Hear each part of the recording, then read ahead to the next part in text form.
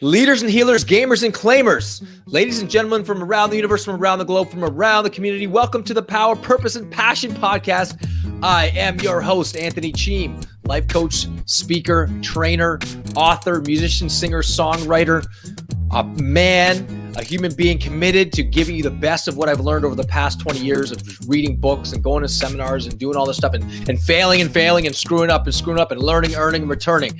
This podcast is dedicated to you, my viewers, my listeners, whether you're listening to this actively or passively at home, at working out, wherever, if you're just listening before your bedtime or during a workout, I'm here to serve you. I'm here to give you the best of what I know. So this podcast is dedicated towards helping you upgrade and become the best version of yourself, growing, showing, guiding, abiding, wired and inspired, cranked up, amped up, and champed up. You know what I'm saying? So let's get the show on the road. And I just want to say, we're in the process of building a retreat / seminar / workshop in the future. And we'll give you details as we're sort of designing it and producing it and creating it. Rock concert or a hip hop concert or whatever concert, Mariah Carey concert, it doesn't matter. It's a different experience. So same thing with this podcast, same thing with one-on-one life coaching or one-on-one personal training that I do. There's definite inspiration and power in that. But when you're in a group, in a setting where there's music, there's lights, it's specific towards empowerment, engagement, and going deep into the psyche. When you're around similar people, like-hearted people, the true transformation goes at a deep level as you go deeper. I think there's a big difference between listening to somebody on the internet and being in a room with them. And imagine like all these people in the same room, all of it happening. I can't explain the feeling, but there's a whole different essence when you're around them in person. Meeting these people and like making friends and all this stuff. It's like a whole nother experience. So I'm very much looking forward to that. And also today's episode. Yeah, no. And you know what? I have to say, the people out there, the majority of people won't ever attend a seminar after school or after university or college. But the point of the matter is I did a power talk on the weekend for a women's symposium.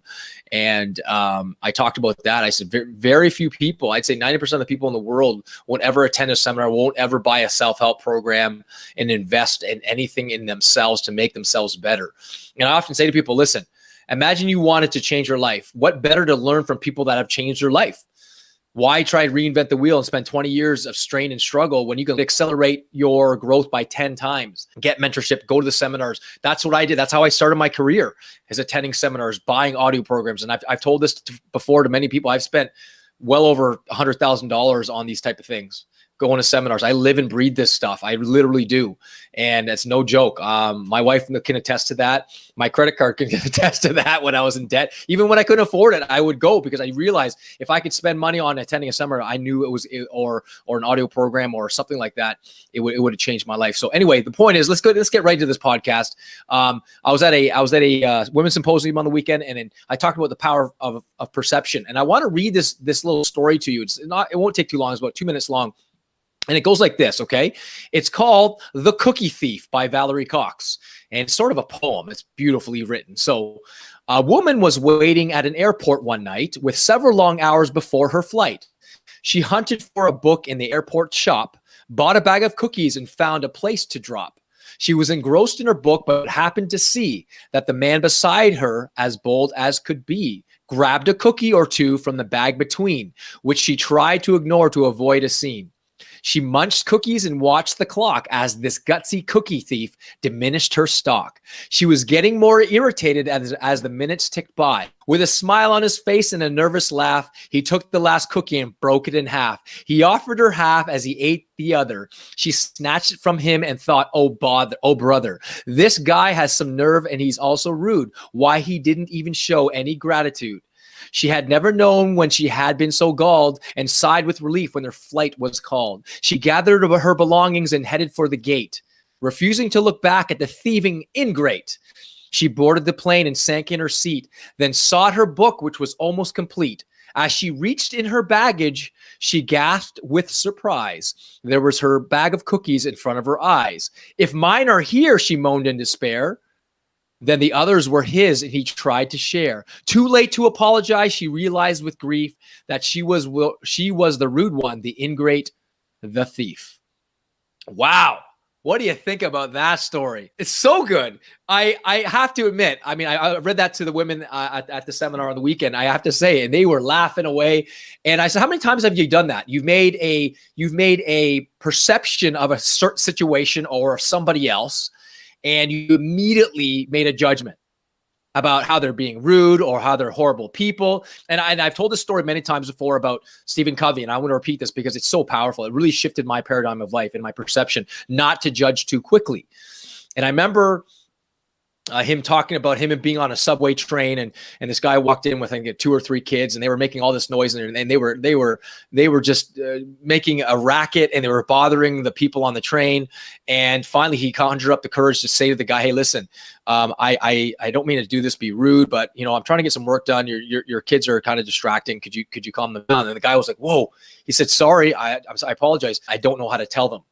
And then he just kind of was just like, "Whoa." It just completely blew him away, going, it's so easy for us to judge. But if we were just to shift our perception, get the facts first, separate facts from opinions, facts from our own sort of knee-jerk reactions and perceptions, perhaps I suggest to you that our life will be 90% less stressful if we just don't jump to conclusion. Get good at separating facts from fiction, facts from opinions. That when I judge someone, I'm not judging them. I'm defining myself as someone who needs to judge. I don't define someone by judging somebody. What I'm doing is actually what I'm doing is defining myself as someone who needs to judge, because I don't know what they're going through no more than the lack of knowing what they know what I'm going through. So it's in our power to kind of take a step back and look at it from the 66,000 foot landscape and go, what's really going on here, or what could be going on here before jumping to conclusions. And I tell you, that one little piece of advice has probably lessened my own stress, probably about 50%, only because I'm aware of my knee-jerk reactions. Someone might say something about me and I get all flustered, or I get all angry and I get all reactive. Now I just go, wow, that's interesting. That person said that about me. Interesting. I wonder why they say that. At least they're listening to my podcast, or they're listening to my show, or watching my videos, or whatever they're doing. Or, I had an incident just recently where I jumped to conclusions, and I had this emotional burst, and I realized without getting the facts that it wasn't the way I thought it was. When I finally realized the background, they told me the facts. They said, Anthony, what you're actually bursting about, we didn't know either. So you were unaware. We were all unaware, and you just assumed that we betrayed you without actually getting the facts. And man, was that a lesson for me, that before you jump to conclusions, make sure you know what the real points, the real facts are. Because I can tell you, separating fact from fiction, let me tell you, that's a big indicator of emotional maturity. And it's like this: if I just say to my audience right now and say, hey, what kind of ice cream do you like? And you were to say chocolate ice cream, well, there's no arguing that, because that's your opinion. But if you were to say to me, chocolate ice cream is better than vanilla ice cream, well, then you'd have to back that up with facts. And then that's not as easy as just your opinion. The point of the matter is, it will lessen the degree of your stress that you experience on a daily basis, shifting your perceptions from what's really this person's doing something to me, to wow, getting curious and going, what's really, really going on here? Or just looking inward, turning the door inward toward ourselves and going, why am I getting so irritated? Why am I getting so angry with this particular situation? And then going into investigation mode, Inspector Gadget, and going inside your brain going, wait a second, is there some shadow elements here? Is there some things that I need to work on in order for me to grow? Because maybe perhaps it's nothing happening out there, but it's everything happening where? In here. So Carl Jung said that we need to have an imagination of evil. And what he meant by that is this: it's like the New Thought movement. It talks about how positivity. And I love optimism and being positive. The problem is the shadow of the modern New Age thinkers is the denial of the shadow, that there is no shadow. And let me tell you something, that's the worst kind of shadow or evil there is. It's not that there's no evil, is that you're not even aware that there's evil. The worst problems in the world are the problems that you're completely unaware of. It's like the alcoholic or the drug addict who says, oh, I have no problem, but everyone outside them knows that they've got a problem, and you yourself are denying it. That's where the deepest evil and problems exist. So it's good to kind of go into our own selves and tap into those, go dive deep into those. And we've talked about this before, into the hallway of confusion, entering into your hallway of confusion and allowing yourself to kind of understand that, you know, I need to work on myself. As Jim Rohn talks about, how you got to work harder on yourself than you do your job. And if you do that, you'll build not just a job or a career. You'll build a fortune, not just in financial terms, but in rich, abundant, wealthy relationships, spiritual abundance, opportunity abundance. So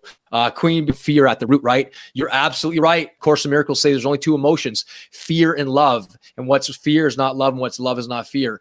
And everything stems from, any type of stress stems from fear. Stress is a code word for fear, as Tony Robbins calls it. And when you go down deep into the fear, or deep into the stress, what stresses you in life, it is definitely fear. I went off on a little tangent there. I know what this was all about, the power of perception, but the point of the matter is that we must look at ourselves first before we can really grow. So work harder on yourself than you do your job.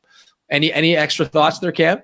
Yeah. Usually what I've noticed too, and I've heard other people say this as well, when you do something wrong or something that you regret or whatever, you assume it's circumstance. You know, I did this because this happened. And when somebody else does something wrong, you assume it's character. Like, this is who they are. They are this kind of person. And you gotta stop assuming character and start, you know, putting yourself in their shoes, if that makes sense.